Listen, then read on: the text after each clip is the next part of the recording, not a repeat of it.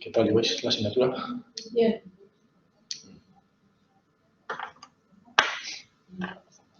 ¿Tenéis la semana que viene exámenes? La siguiente. Ah, es verdad, sí, la siguiente. Sí, la última semana de mayo, ¿no? Última de mayo, sí. Lo que pasa es que hoy es la última clase. Hoy es la última clase, si tenéis una semana. Después, la siguiente, la última de mayo son exámenes. Después es semana libre y la siguiente de febrero es la segunda semana de exámenes. Sí. Sí. Bueno, vamos a ver.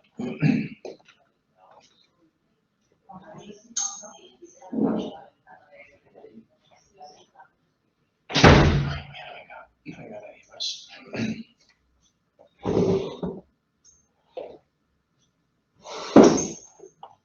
¿Miráis exámenes de cursos anteriores? Sí. Muy importante. Yo siempre digo que la asignatura hay que estudiarla de dos formas. Es decir, una es obviamente el estudiar la propia asignatura, el temario, todo lo que es el contenido, porque al fin y al cabo el objetivo cuando te matriculas de algo es adquirir una serie de conocimientos que después puedan tener una aplicación práctica, ¿no? en el puesto de trabajo, en la carrera, vamos, en la profesión que tú elijas, ¿no? Y el segundo objetivo, la segunda forma de abordar una asignatura es prepararles los exámenes. Y preparar los exámenes significa que, bueno, pues que sí que es conveniente que miréis exámenes de cursos anteriores, hagáis esta asignatura como es tipo test, ¿no? Me parece, son tipo test, sí. Entonces, es importante hacer muchos exámenes de cursos anteriores, primero para ver qué tipo de preguntas ponen y segundo, pues porque a veces se repiten las preguntas, ¿no? Entonces, digamos que serían dos formas de... La primera sería el asimilar todos los contenidos básicos de lo que es la asignatura y la segunda sería una forma más específica de preparación del examen. O sea, esas dos formas complementarias serían las maneras de abordar la propia asignatura. Bueno, vamos a continuar. Nos habíamos quedado en la página 304. No nos va a dar tiempo, obviamente, a acabar la asignatura porque la asignatura es tremendamente densa, ¿no? Pero por lo menos hemos dado todos los procesos psicológicos básicos, quizá una buena parte de los más complejos, ¿no? Después os queda la parte de personalidad y después os queda un capítulo de psicología aplicada, orientada un poco digamos, a la aplicación psicológica y a la aplicación que la psicología tiene en el ámbito de la clínica y después a la criminología. Entonces, pues bueno, esa quizás no es que sea la parte más fácil, pero se supone que habiendo adquirido todos los conocimientos anteriores tenéis ya el corpus conceptual como para poder entender mejor los temas finales, ¿no? En ese sentido, quizá los temas iniciales, porque no te suenan los términos que se utilizan, son nuevos, ¿no? Y por tanto tienes que hacerte un poco con todo lo que es los elementos conceptuales, pero una vez que ya lo tienes, pues bueno, los temas finales ya es la utilización de herramientas conceptuales que tú ya has visto previamente. Bueno, estábamos viendo un poco las teorías, habíamos visto teorías de la motivación centradas en las necesidades, habíamos visto teorías cognitivas de la motivación, es decir, cómo la motivación se produce o puede modelarse o puede explicarse a través de una serie de actividades o una serie de pasos, ¿no?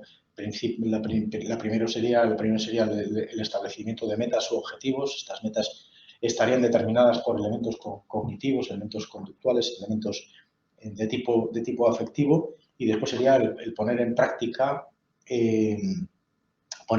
una serie de planes para la consecución de las metas. Es decir, una meta es siempre algo que está más allá de un estado inicial y que tenemos que lograr a través de acciones, a través de una serie de pasos. Bueno, pues las teorías cognitivas proponen explicar la motivación en base un poco a todos esos pasos, ¿no?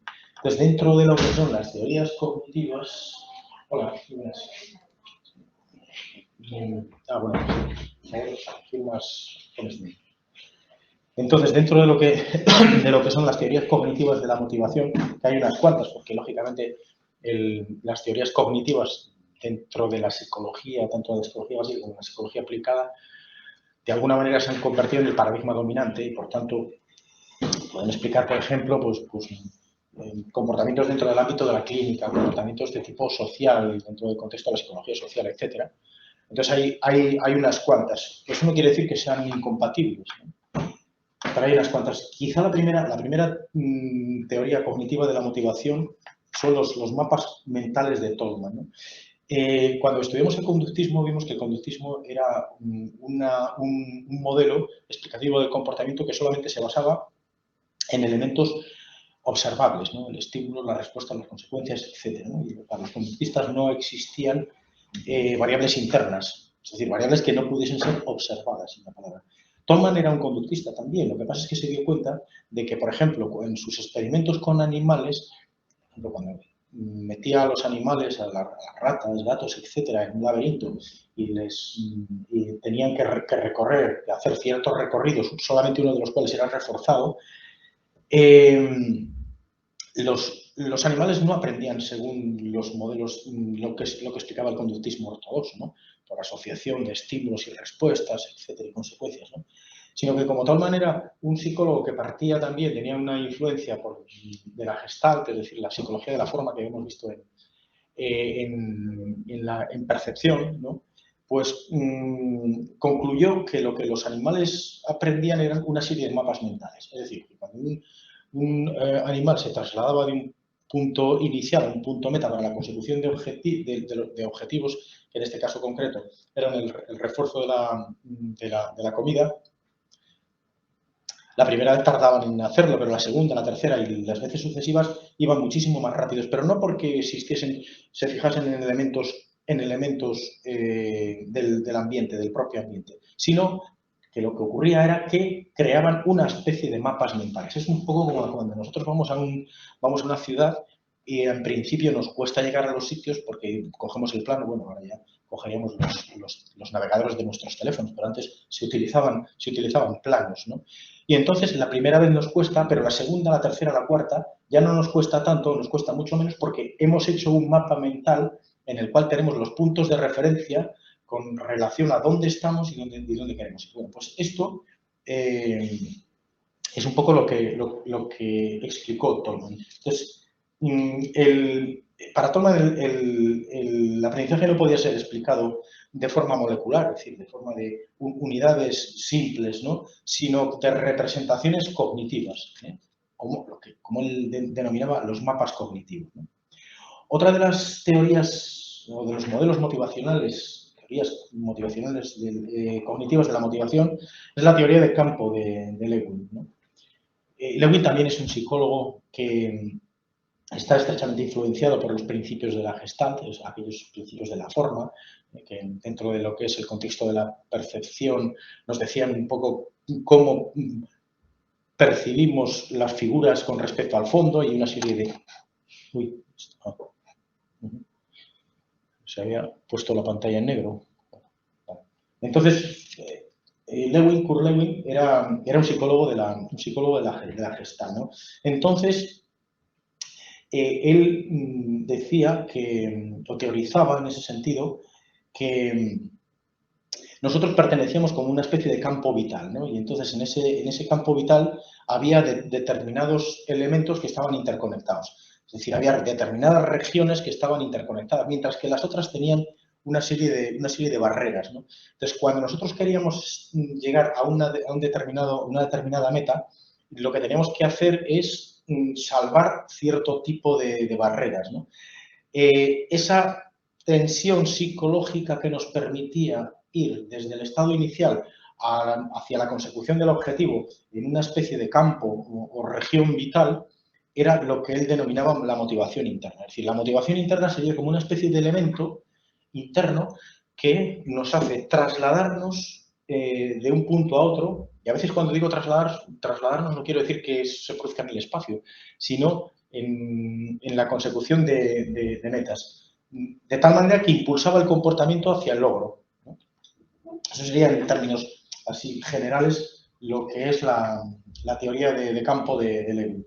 Otra teoría, estas son más recientes y obviamente, por tanto, han tenido bastante más importancia en desarrollos posteriores. Son las teorías de la expectativa y el valor del incentivo de Rother, ¿no? Entonces, las expectativas, fijaos que dentro del conductismo las expectativas no existían. ¿Por qué? Porque las expectativas es, digamos, la esperanza que tenemos de lograr algo, de obtener ciertos resultados con nuestro comportamiento, fundamentalmente a través de nuestro comportamiento.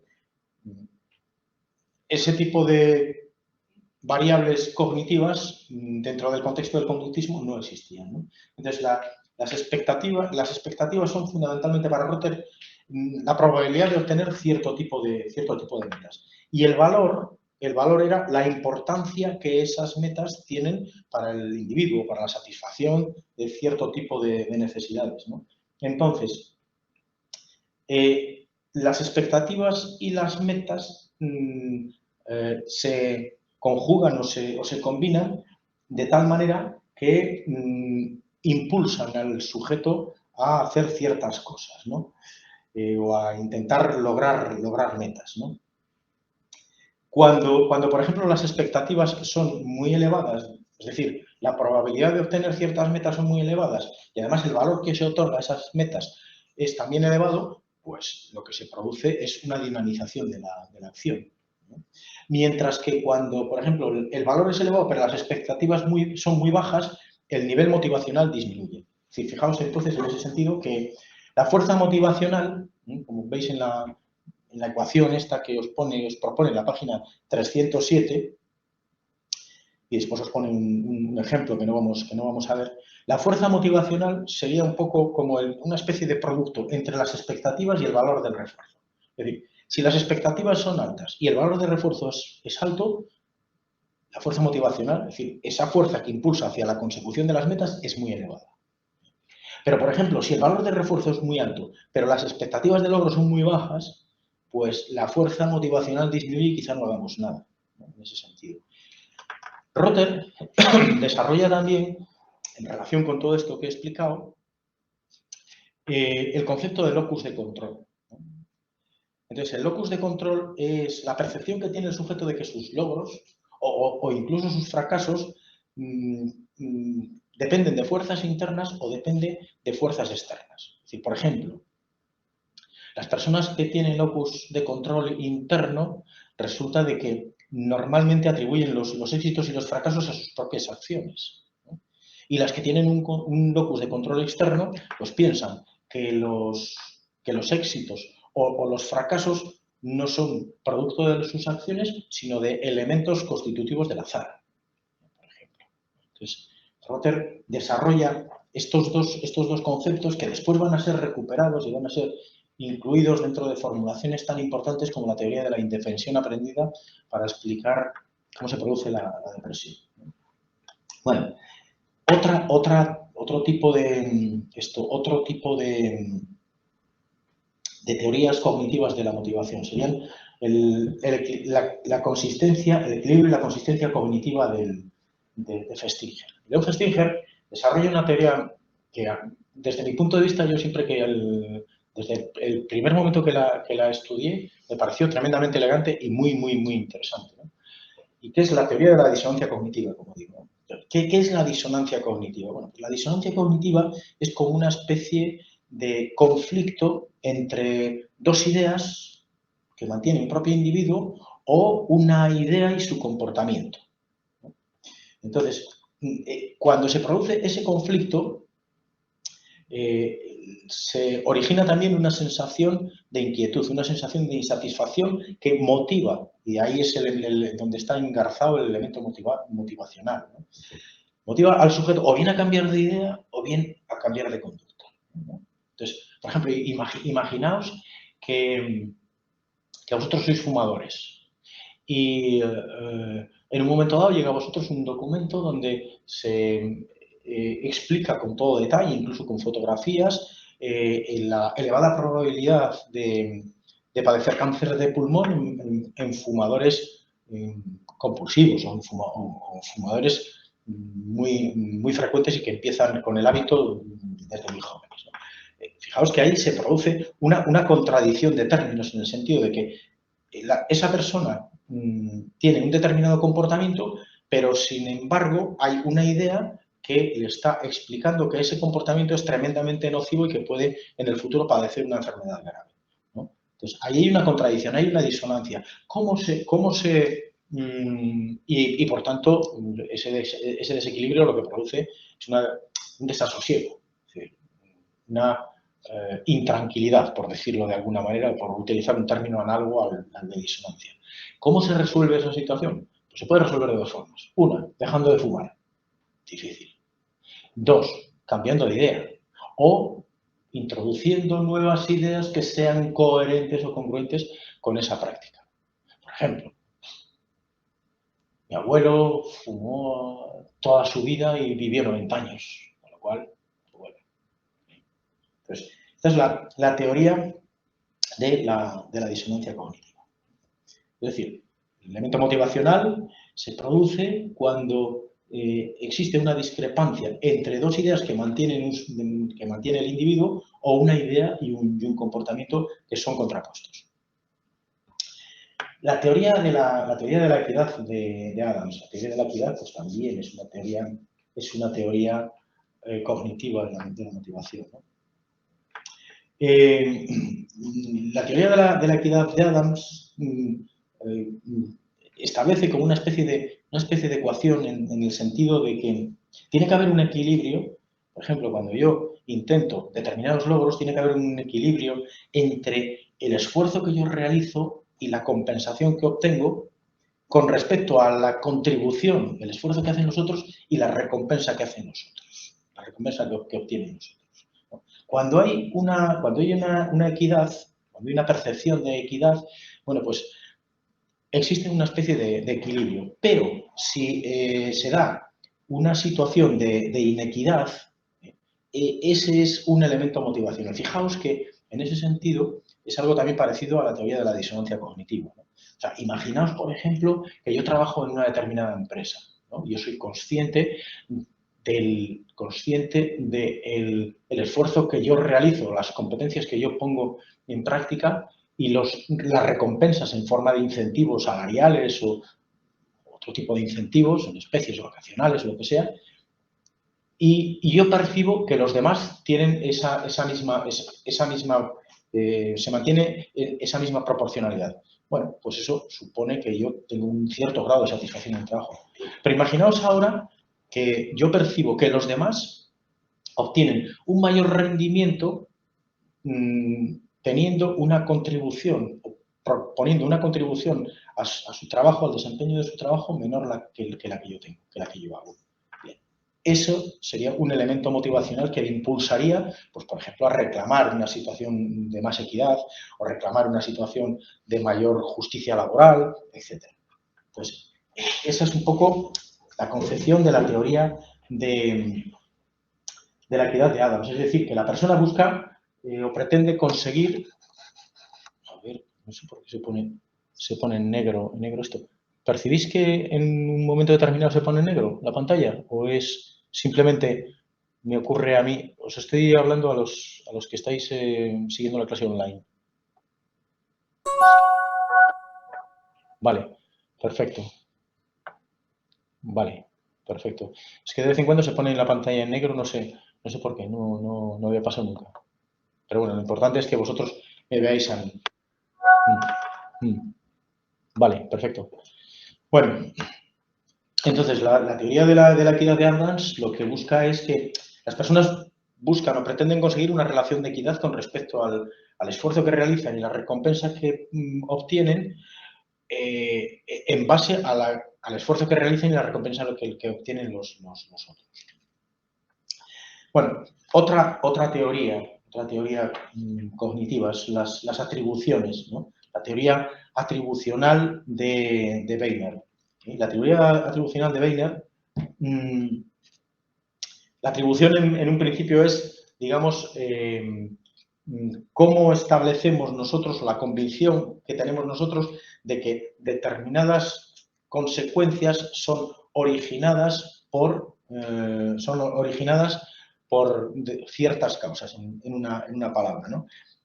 La teoría de las atribuciones de Weiner es una extensión de las expectativas de valor de Rotter. ¿Os acordáis que he explicado hace un momento lo que es la teoría del locus de control, tanto interno como externo? Bueno, pues Weiner lo desarrolla todavía más. Y entonces, el locus de control habíamos visto que puede ser interno o externo en función de dónde atribuyamos la causa o a qué atribuyamos la causa de cierto tipo de resultados, ¿no? Con respecto a la teoría de Rotter, Weiner establece una dimensión más, que es la estabilidad o falta de estabilidad de esa causa, ¿no? Entonces, de alguna manera, tendríamos dos variables, una que es el locus de control, interno y externo, y la segunda variable sería la estabilidad o inestabilidad de esa causa, ¿no? Entonces, por ejemplo, la combinación de estas dos variables que tienen dos niveles cada una daría lugar a 4 resultados. Las atribuciones causales pueden ser internas y estables, es decir, las consecuencias de nuestras acciones se deben a elementos internos y además esos elementos internos se mantienen, son estables, no son modificables a través del tiempo, no cambian a través del tiempo.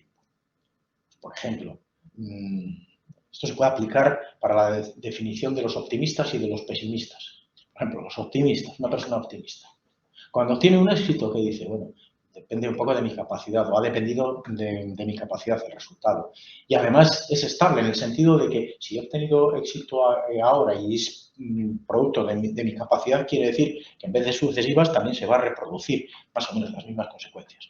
El pesimista que dice, si ha obtenido un éxito, bueno, pues se debe a causas externas. Es decir, el locus de control es externo y además inestable. Es decir, sí, ahora he obtenido un éxito, he tenido suerte en el examen, por ejemplo, pero seguramente que en veces sucesivas no me va a ocurrir lo mismo. Es decir, internas y estables. Las causas, entonces, la capacidad, el éxito o incluso también el fracaso se debe a uno mismo y además es estable en el sentido de que se van a reproducir las mismas consecuencias en un futuro. Por ejemplo, puede ser el locus de control interno e inestable. Un locus de control interno e inestable es, por ejemplo, cuando atribuimos el éxito al esfuerzo. Por ejemplo, el esfuerzo depende de mí, es decir, no depende de causas tan estables como pueden ser mis capacidades, dependen de lo que yo haga. Y es inestable, ¿por qué? Porque si yo no hago eso en un futuro, al final el resultado no se va a reproducir. Entonces, en ese sentido, las atribuciones internas inestables se pueden cambiar. Podríamos cambiarlas. Otro tipo de atribuciones que serían, fijaos que son los cuatro componentes de esta tabla de contingencias del 7.3 de la página 311. Las causas o atribuciones causales externas y estables. Bueno, pues por ejemplo, obtengo hacen atribuciones referidas por ejemplo, a la dificultad de la tarea. Por ejemplo, yo he hecho mal el examen, pero es porque el examen ha sido demasiado difícil. Y después pueden ser atribuciones de causalidad externas e inestables, es decir, azar, suerte, etc. Es decir, que la percepción de controlabilidad hace referencia un poco al locus de control y a la estabilidad o inestabilidad de las causas. Bueno, como os digo, esta teoría de Weiner fue utilizada por Seligman para dar una explicación o crear un modelo explicativo de lo que son la depresión en seres humanos, ¿no? Entonces Seligman decía, existen dos tipos de personas, los optimistas y los pesimistas. Los pesimistas tienen mayor probabilidad de caer en un estado de indefensión aprendida, es decir, de situación en la cual piensan que no se encuentran bien, pero que en un futuro, en una proyección de futuro más o menos próximo, se van a encontrar igual porque no pueden hacer o perciben que no pueden hacer nada para modificar su situación. Es un poco lo que piensan los pesimistas. Los optimistas no, los optimistas piensan que pueden encontrarse mal en una determinada situación, pero que depende de ellos el salir de la situación o no, y que por tanto no hacen una proyección de la situación actual a un futuro más o menos lejano o más o menos cercano. Entonces, en ese sentido, por ejemplo, dentro de los procesos atribucionales, el optimista, como os he dicho antes, cuando obtiene un éxito, piensa que es por características propias y que además esas características son estables. Cuando tiene un fracaso, piensa que ha ocurrido por causas ajenas o externas y que además esas causas son inestables.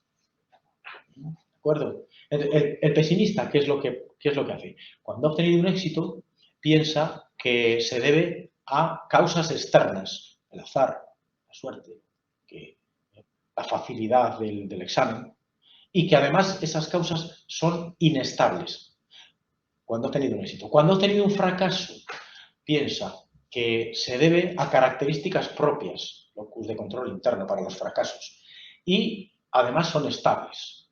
Es decir, esto me ha ocurrido por algo que me concierne, que forma parte de mí mismo. Y además eso se va a repetir indefinidamente porque es una causa estable.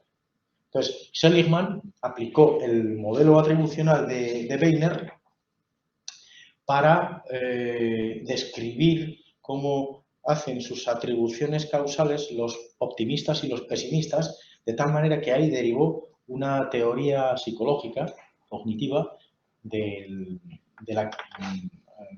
la emergencia de los procesos depresivos en las personas. Bueno, hasta aquí la motivación. La emoción. La emoción está estrechamente ligada a la motivación. Es decir, y de hecho tienen una retroalimentación. Las emociones nos disponen a actuar, es decir, tienen un componente motivacional. Por ejemplo, cuando nosotros experimentamos miedo, nosotros también estamos impulsados a desarrollar algún tipo de respuesta que nos haga escapar o evitar la situación que nos produce esas respuestas psicofisiológicas y emocionales alteradas, ¿no? Entonces, en ese sentido, como digo, la emoción y la motivación están estrechamente relacionadas. La emoción es un proceso adaptativo al medio y, de hecho, hay una serie de emociones primarias que vamos a ver que están determinadas desde el punto de vista genético, es decir, que no son producto del aprendizaje y que, por tanto, vienen dentro de nuestro repertorio heredado, de nuestro repertorio genético en ese sentido. Existen, por ejemplo, emociones negativas, o que podríamos denominar negativas, que producen displacer, pero que en ese sentido no quiere decir que sean inadaptativas.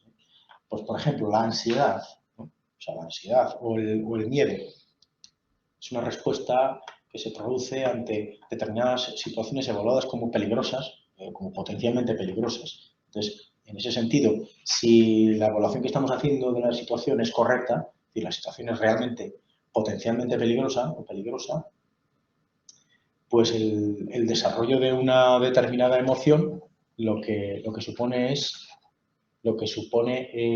es un tipo de respuestas determinado para paliar esa situación o para huir de esa situación. O, por ejemplo, hay otro tipo de emociones, como son la alegría, el amor, que también son adaptativas en el sentido que favorecen la comunicación, es decir, favorecen la integración dentro de determinados grupos, ¿no? Entonces, en ese sentido, digamos que son emociones de tipo social. Bueno, el concepto de emoción. ¿Qué es una emoción?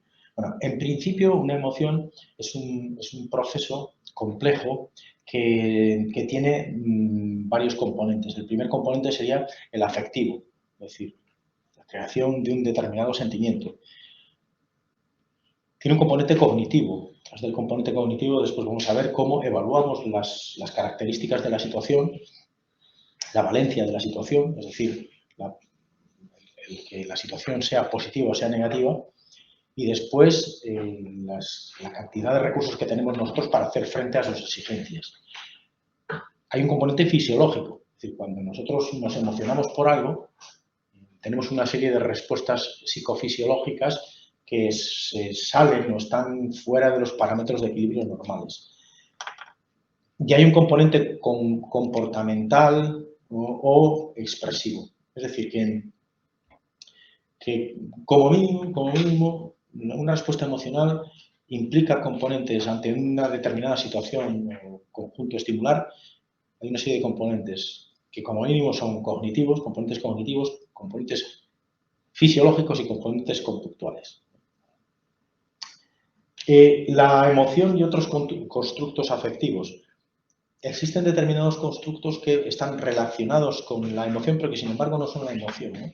Entonces, por ejemplo, el afecto. El afecto está relacionado con la emoción, pero sin embargo, el afecto es una especie de emoción temprana dentro de nuestra fase de desarrollo y el que nos permite asignar un valor, digamos, hedónico, un valor satisfactorio, positivo a determinado tipo de objetos o personas, o un valor aversivo.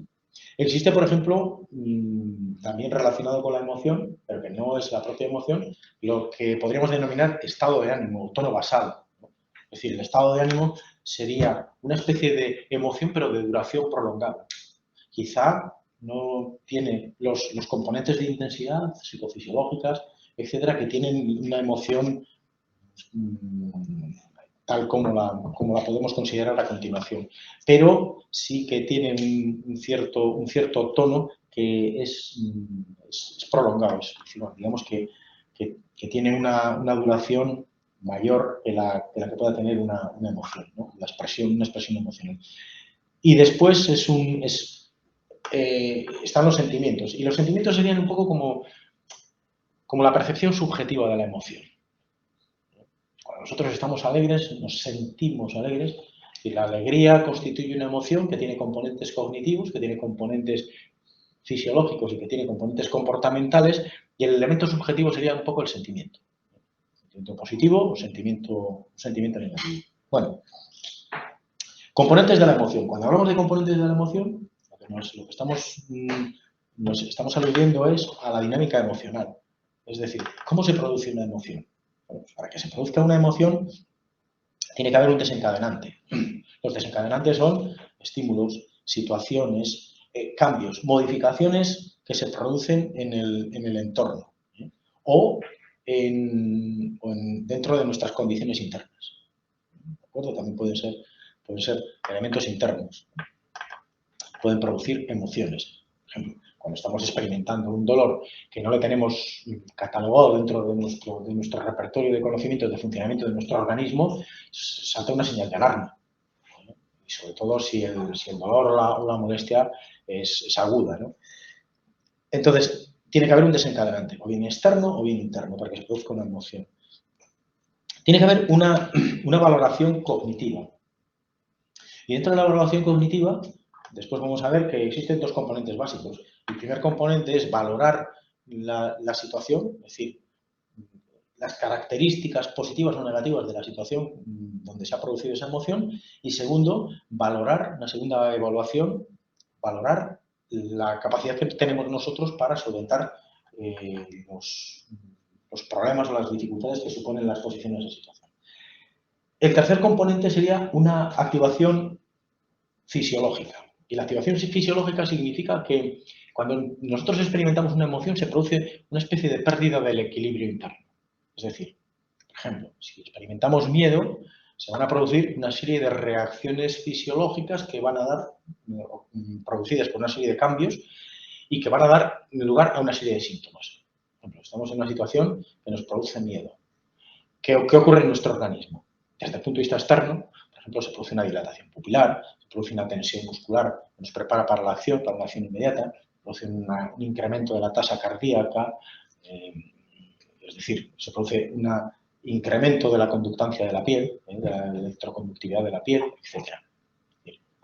¿Por qué se produce eso? Bueno, pues porque nuestro organismo como un todo y nuestra mente han reaccionado ante una situación que consideran que es negativa y que por tanto hay que huir o escapar de ella.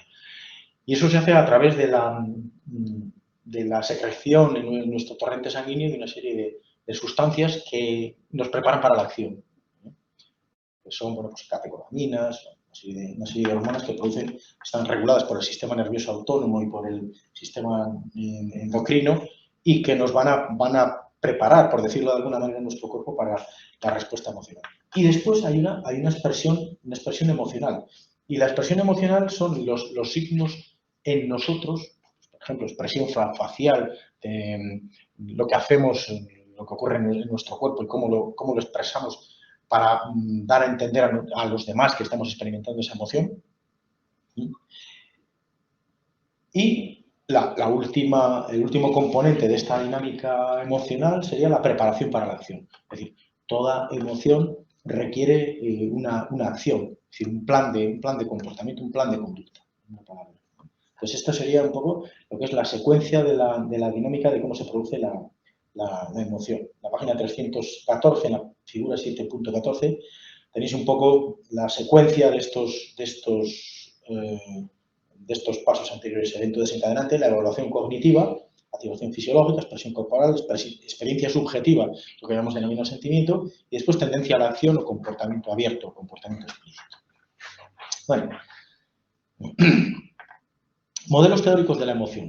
Lo mismo que antes, para la motivación teníamos una serie de teorías explicativas de lo que es la motivación, cómo afecta a nuestro comportamiento y por qué se producen las emociones y las motivaciones o la motivación. Y aquí lo que vamos a ver es diferentes tipos de teorías que intentan explicar cómo se lleva a cabo el proceso emocional o la aparición de emociones. La primera teoría,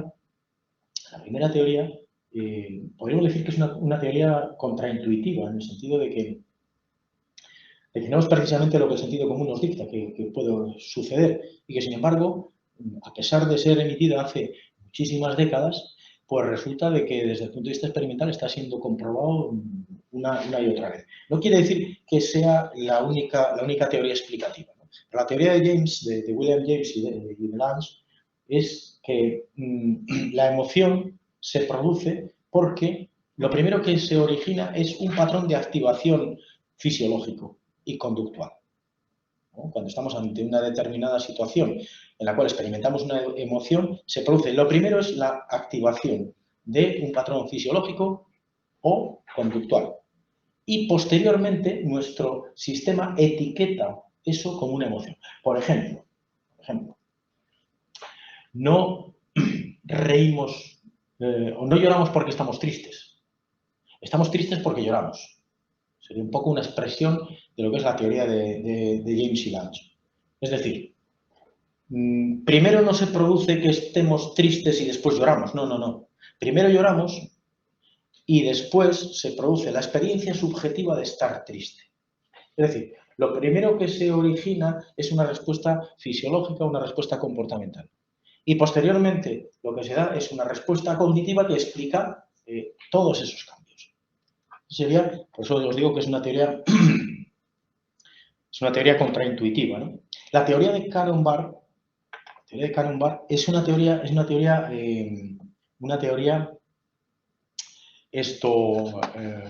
alternativa, ¿no? Y la teoría de Cannon-Barr argumenta en contra de la James Lange que, bueno, existen, por ejemplo, digamos, las mismas o unas similares manifestaciones fisiológicas o expresiones que, sin embargo, denotan emociones distintas.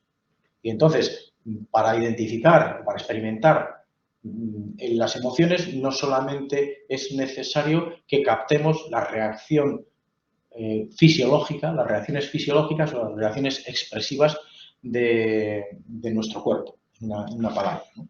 Es decir, que el planteamiento de Cannon y Barr es que la emoción es un proceso centralista, ¿no? Es decir, que lo primero recibimos una interpretación de la situación y después llevamos a cabo una respuesta emocional, en una palabra. Es decir, lo primero hay que evaluar la situación y cuando evaluamos la situación y llegamos a una determinada conclusión, que sea de forma intuitiva, no demasiado reflexiva, posteriormente es cuando se producen las respuestas fisiológicas o las respuestas emocionales. Es que es un poco lo contrario, ¿no? de lo que podríamos pensar, o pensaban, mejor dicho, la teoría de James Lange. Y una tercera teoría que es lo que se denomina la teoría bifactorial de las emociones, ¿no? El modelo bifactorial de las emociones que nos permite hacer atribuciones de causalidad, ¿no? Entonces, en ese sentido ahí se produce una combinación de dos factores. El primero es una activación fisiológica, está causada por un estímulo, y después se hace una atribución de esta activación, ¿no? Es la teoría de Sketer, ¿no? Y de Singler. Es decir, esto os decía que atribuimos nuestro estado de activación a las circunstancias en las que nos encontramos, asignándoles un significado que nos permiten decir qué tipo de emoción estamos sintiendo. Es decir, nosotros estamos en una determinada situación, se producen una serie de cambios fisiológicos, psicofisiológicos de expresión. Nosotros hacemos una atribución de esos cambios y al hacer la atribución de esos cambios, de alguna manera etiquetamos, es decir, identificamos el tipo de emoción que estamos experimentando. En la figura, en la página 316, la figura 715, podemos ver un poco una especie de descripción gráfica de lo que son las diferentes teorías. La teoría de James Lange es un evento desencadenante, por ejemplo, un jabalí. Se produce una activación del sistema nervioso autónomo. Se produce una conducta de correr, es decir, primero se lleva a cabo una respuesta psicofisiológica o comportamental y posteriormente se tiene la experiencia subjetiva de temor. La teoría de Cannon-Barr. El suceso es el mismo, es decir, aparición de un jabalí. Entonces, esta información llega al cerebro, concretamente a una zona que es el tálamo, se produce una activación del sistema nervioso autónomo, se produce una conducta de correr y se produce una experiencia subjetiva de temor. Fijaos que aquí la diferencia con respecto al anterior es que no hay situaciones o no hay circunstancias que se produzcan antes y otras que se produzcan después en estableciendo una relación de causalidad, sino que las tres circunstancias se producen al mismo tiempo. Y la teoría bifactorial, la de Sketer, se produce tiene lugar el mismo evento desencadenante, el jabalí, se produce una activación más una etiqueta, es decir, tenemos determinadas respuestas emocionales y comportamentales y inmediatamente se produce una etiqueta y posteriormente se produce la experiencia subjetiva de temor y la conducta. ¿De acuerdo? Eso sería un poco, está bien porque está de una manera bastante gráfica explicado los elementos más importantes de cada una de las teorías. Bueno, el proceso emocional. Bueno, hemos dicho que el proceso emocional se produce cuando estamos expuestos a una determinada situación y se originan una serie de cambios o desequilibrios dentro de nuestras variables fisiológicas, conductuales y cognitivas, ¿no?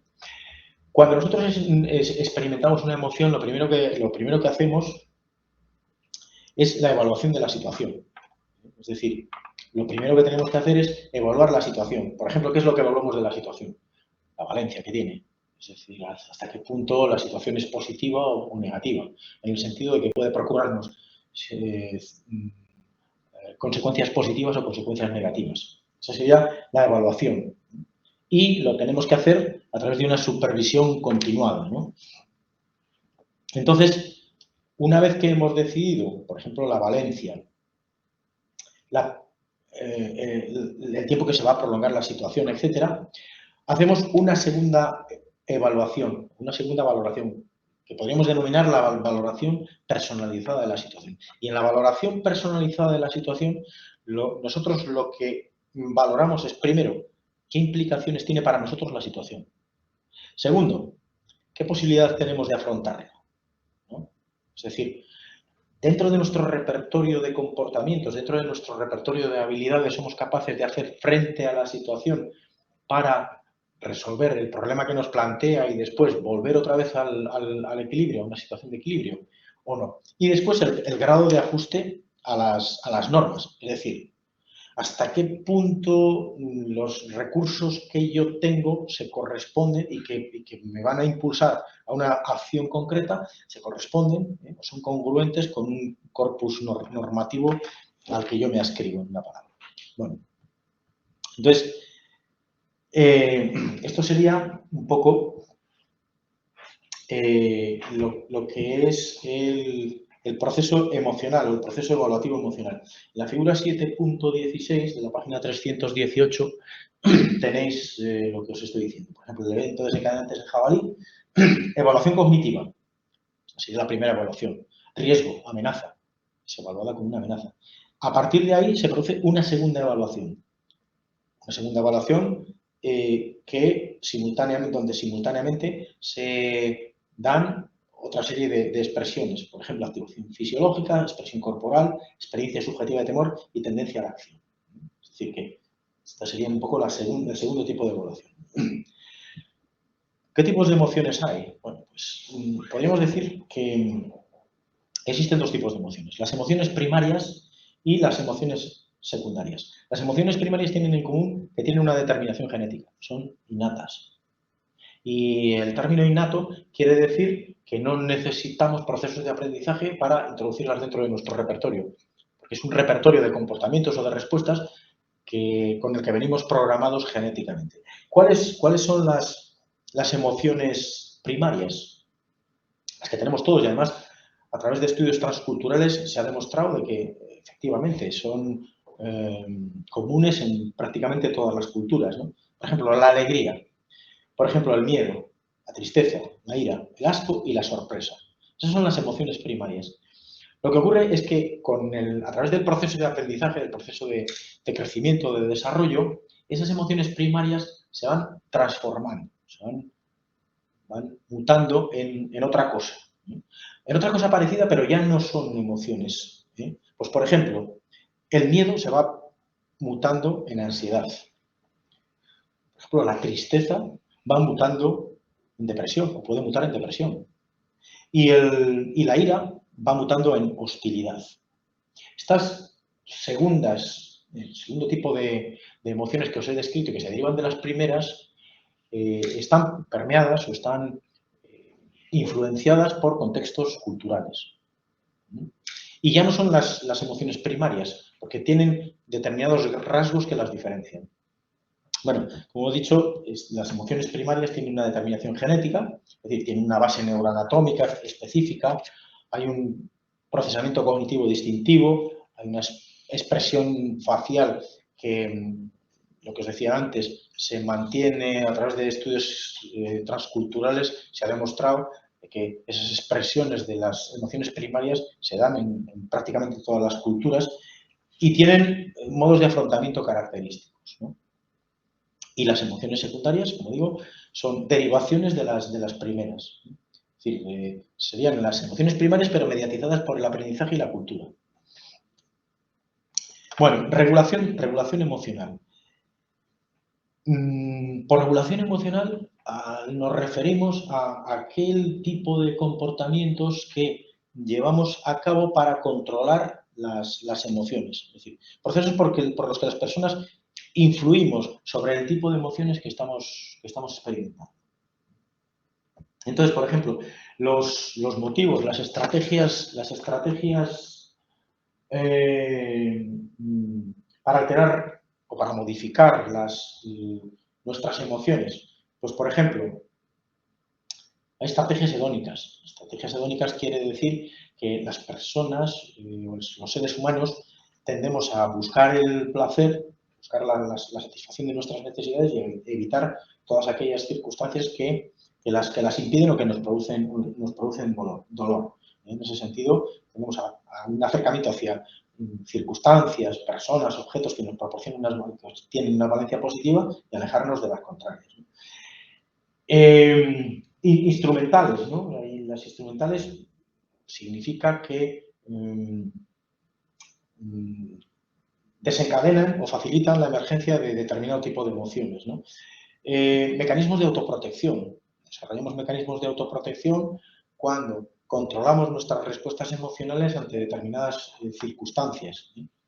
Y después existen, digamos, estrategias que nos permiten cambiar nuestras emociones y que están basadas un poco en lo que es la imagen social. Es decir, todos tendemos a ofrecer la imagen más positiva posible de cara a los demás. Bueno, ¿cómo o qué estrategias utilizamos para regular las emociones, para controlar las emociones? Fijaos que antes hemos dicho que las emociones es un proceso mediante el cual se altera el equilibrio. Bien el equilibrio fisiológico o bien el equilibrio afectivo o bien el equilibrio cognitivo. Entonces, tenemos que hacer cosas para restablecer ese equilibrio. Es una especie de mecanismo homeostático, quizá más complejo que el que habíamos visto anteriormente con respecto a la motivación. Entonces, ¿cuáles estrategias tenemos que llevar a cabo, tenemos que emplear para controlar nuestras emociones? Pues las primeras son las estrategias centradas en los antecedentes, es decir, estrategias centradas en las circunstancias que han originado esas emociones. Pues, por ejemplo, selección de la situación. Si yo tengo miedo a los espacios abiertos, pues resulta de que lo que no voy a hacer es ir solo a esos espacios abiertos. Es decir, voy a eludir o voy a evitar la asistencia a esos espacios abiertos. Pues en ese sentido, eso me proporciona una cierta sensación de tranquilidad. Los cuadros de ansiedad, eso también al final es un problema, porque lo que estamos haciendo es reforzar un tipo de comportamientos de evitación que al final no nos permite afrontar constructivamente la situación y, por tanto, controlar la emoción. Otro tipo de estrategias para controlar las emociones, modificar la situación. Es decir, cambiar la situación de tal manera que el impacto emocional que tenga en nosotros sea menor. Por ejemplo, si yo tengo miedo a entrar, a subir en un ascensor, pues entonces lo que puedo es modificar esa situación haciendo que en principio me acompañe alguien, porque en esas circunstancias probablemente experimente menos miedo, es decir, estoy modificando las características de la situación. O, por ejemplo, hacer un despliegue atencional. Un despliegue atencional significa que en vez de centrarme en las respuestas fisiológicas que yo estoy experimentando y que son negativas en la situación que temo, yo voy a intentar centrarme en otra cosa. Si me centro en otra cosa, estoy de alguna manera bloqueando ese elemento cognitivo, componente cognitivo que está dando lugar a la emoción. O hacer un cambio cognitivo, es decir, reevaluar la situación. Es decir, por ejemplo, pues tener o darme una serie de autoinstrucciones con respecto a lo que tengo que hacer que minimicen el impacto de miedo que me causa la propia situación. Y hay otro tipo de estrategias que estarían centradas en las respuestas, ¿no? Aquí lo tenéis: conducta expresiva, activación fisiológica, experiencia emocional, supresión del pensamiento, etc. Emoción, aprendizaje y cultura. Bueno, cuando... Estamos ya prácticamente... Como hemos dicho antes, como he señalado, las emociones primarias se transmutan en las emociones secundarias cuando pasan el filtro del aprendizaje, el filtro de la cultura, de los valores, etcétera, ¿no? Y entonces, por ejemplo, existen experiencias emocionales que pueden ser repetidas o transmitidas de unos sujetos a otros a través de lo que se produce, de lo que se denomina el contagio emocional, ¿no? Es decir, cuando nosotros, por ejemplo, estamos en un contexto alegre, en un contexto lúdico, donde la gente se está riendo, generalmente nosotros nos reímos también. Y cuando estamos en un contexto triste, en un contexto apagado, pues nuestro estado de ánimo también está apagado. Todo, en principio, está determinado desde el punto de vista neuroanatómico a través de una serie de unos tipos de neuronas que se llaman neuronas en espejo, que nos permiten, por decirlo de alguna manera, empatizar con la situación o con el contexto social que nosotros estamos experimentando. Como os decía antes, se han realizado estudios transculturales de tal forma que se ha intentado evaluar si la expresión o las expresiones faciales de las emociones primarias se repiten o son constantes entre diferentes tipos de culturas. Y aunque existen determinadas expresiones que son típicas de cada cultura, existe también un conjunto de expresiones emocionales que son compartidas por todas las culturas. Hay como una especie de normas de expresión. Y sí que es cierto que después existen determinadas características emocionales que se producen en función del tipo de sociedad que nosotros nos hayamos desarrollado. Por ejemplo, existen sociedades colectivistas, ¿no? Sociedades colectivistas son fundamentalmente las sociedades asiáticas, donde la colectividad predomina sobre el individuo, de tal manera que eso también condiciona a experimentar o evitar experimentar cierto tipo de emociones que puedan constituir un juicio sumarísimo del sujeto. Por ejemplo, las sociedades asiáticas, que son sociedades muy colectivistas desde el punto de vista histórico, generalmente el individuo teme muchísimo experimentar vergüenza, porque la vergüenza es como una especie de juicio sumarísimo que la colectividad realiza sobre el comportamiento de un determinado sujeto. Y eso, desde el punto de vista de la cohesión social, supone que el sujeto se adecúa, se adapta a las normas de la sociedad. Sin embargo, por ejemplo, la vergüenza no es experimentada de la misma forma ni con la misma intensidad en las sociedades individualistas, que son fundamentalmente las sociedades donde nosotros nos hemos criado, que son las sociedades occidentales, ¿no? Es decir, no existe ese componente de vergüenza que lo que trata es de acomodar el comportamiento del individuo a las normas de la colectividad, o por lo menos no existe de forma tan intensa. Entonces, en ese sentido, existen emociones que dependen, sobre todo secundarias, que dependen un poco de las características de la cultura en la que está inserto el individuo. Bueno, pues con esto hemos acabado. Os deseo suerte para el examen y nada, ánimo y adelante. Nos vemos.